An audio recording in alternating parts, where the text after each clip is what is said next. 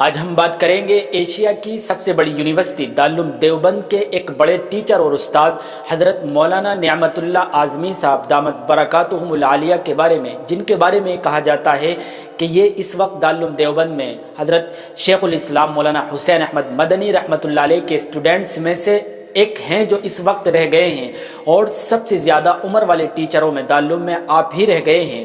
سب سے آخر میں ہم آپ کو بتلائیں گے کہ اس وقت مولانا کی کتنی عمر ہے۔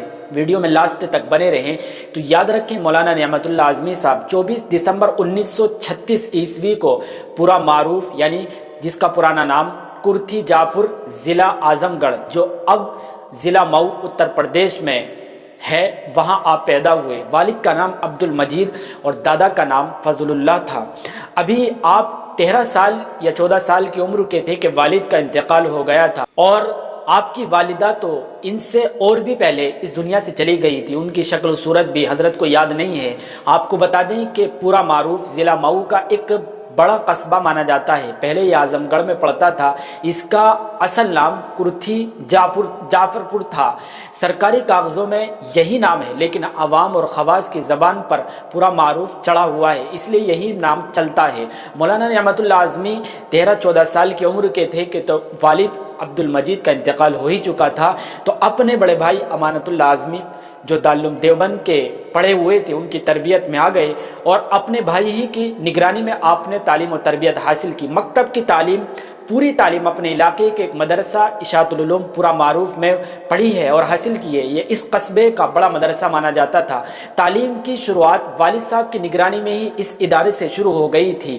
یاد رکھیں کہ پورا معروف میں اس زمانے میں حفظ کی تعلیم کا کوئی رواج نہیں تھا، کم ہی کوئی اکا دکا حافظ بنتا تھا، تو آپ بھی حافظ نہ ہو سکے۔ مکتب کی تعلیم سے فارغ ہونے کے بعد اسی ادارے میں سیدھے عربی تعلیم پڑھنی شروع کر دی تھی۔ سلم العلوم تک یہیں پڑھا۔ جو لوگ عربی زبان یعنی عالمیت کے کورس کو جانتے ہیں ان کو معلوم ہے کہ سلم ایک منطق کے فن کی بڑی مشہور کتاب مانی جاتی ہے۔ خیر، مدرسہ اشاعت العلوم میں اس وقت سلم العلوم کی کلاس تک کیا ہی انتظام تھا۔ ضرورت تھی کہ کسی بڑے مدرسے کی طرف آپ رخ کریں، تو آپ اپنے بڑے بھائی کے مشورے پر آپ بھی دارالعلوم دیوبند چلے گئے۔ اس وقت دارالعلوم دیوبند میں عالمیت کی کلاس وائز پڑھائی نہیں ہوتی تھی، اسٹوڈنٹس اپنے ذوق اور شوق سے کتابوں کو سلیکٹ کر کے پڑھائی کر لیا کرتے تھے۔ تو آپ نے جلالین کی کلاس میں ایڈمیشن لیا۔ یہ انڈیا پاکستان کے بٹوارے کا بالکل قریبی کا زمانہ تھا۔ آزادی کی لڑائی کے اثرات اس وقت موجود تھے، ادھر کے لوگ دھڑا دھڑ ادھر جا رہے تھے۔ اسی زمانے میں 1953 عیسوی میں عالمیت کی تعلیم کمپلیٹ آپ نے کی۔ اس کے بعد 2 یا 1 سال دارالعلوم ہی میں رہ کر دوسرے فن کی کتابیں آپ نے پڑھی ہیں۔ یہاں رک کر آپ کو بتا دیں کہ مولانا نعمت اللہ اعظمی صاحب نے، جیسا کہ ہم نے شروع میں بتلایا ہے، آپ نے بخاری شریف حضرت شیخ الاسلام مولانا حسین احمد مدنی رحمۃ اللہ علیہ سے پڑھی ہے۔ ان کے علاوہ مولانا اعزاز علی امروہوی اور علامہ محمد ابراہیم بلیاوی وغیرہ جیسے بڑے بڑے علماء کرام سے بھی آپ نے علم حاصل کیا ہے۔ آپ کے ساتھ پڑھنے والوں میں مولانا انظر شاہ کشمیری اور قاضی مجاہد الاسلام وغیرہ جیسے بڑے بڑے علماء کرام موجود تھے۔ علم حاصل کرنے کے بعد 2 سال دارالعلوم حسینیہ تاولی ضلع مظفر نگر میں ٹیچر کے طور پر آپ نے کام کیا۔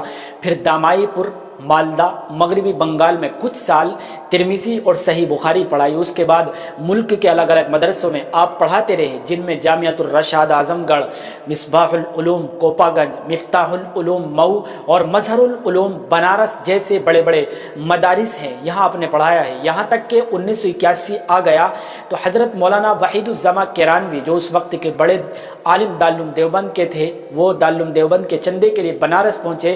دارالعلوم میں پڑھانے کے لیے مولانا نے ہی پیشکش کی، جسے مولانا نعمت اللہ صاحب نے قبول کر لیا۔ 1982 عیسوی میں دارالعلوم دیوبند آ گئے اور ٹیچر کے طور پر آپ نے پڑھانا شروع کیا۔ درمیانی کلاسوں کی کتابوں سے لے کر عالمیت کے آخری سال کی کتابیں بھی آپ کے ذمے میں آئی۔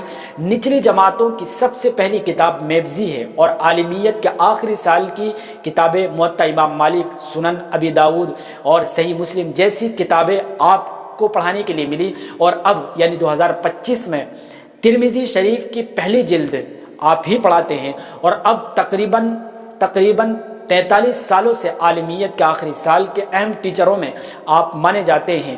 آپ کو بتاتے چلیں کہ حضرت مولانا مفتی سعید احمد پالنپوری نور اللہ مرقدہ کے انتقال کے بعد دارالعلوم دیوبند کے شیخ الحدیث اور صدر مدرس کے عہدے کے لیے آپ کا نام تجویز کیا گیا تھا، سلیکٹ کیا گیا تھا، جس سے آپ نے معذرت کر لی تھی۔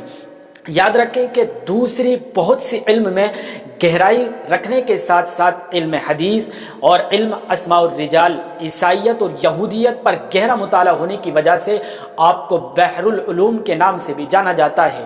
مولانا سید اسعد مدنی رحمۃ اللہ علیہ کے مشورے پر دارالعلوم دیوبند میں ایک بڑا اہم شعبہ تخصص فی الحدیث، جس کو ہم حدیث میں یوں کہہ لیں PhD کا شعبہ، اس کو قائم کرنے کی آپ نے منظوری دی تھی۔ تو مولانا نعمت اللہ اعظمی دامت برکاتہم العالیہ اس کے سرپرست اور نگراں بنائے گئے تھے، اور اب تک وہی ہیں۔ آخر میں آپ کو بتاتے چلیں کہ مولانا ظفیر الدین صاحب مفتاحی کے انتقال کے بعد 30 مئی 2011 کو بالاتفاق یعنی تمام لوگوں کی رائے سے مولانا کو اسلامک فقہ اکیڈمی انڈیا کا صدر بنا دیا گیا تھا۔ آپ اردو عربی زبان کی کئی بڑی اور اہم کتابوں کے رائٹر بھی ہیں۔ اس وقت مولانا نعمت اللہ اعظمی صاحب دامت برکاتہم العالیہ ایک کم 90 سال کی عمر کو پہنچ چکے ہیں۔ اللہ تعالیٰ سے دعا ہے کہ اللہ تعالیٰ آپ کی عمر میں اور علم میں برکت عطا فرمائے۔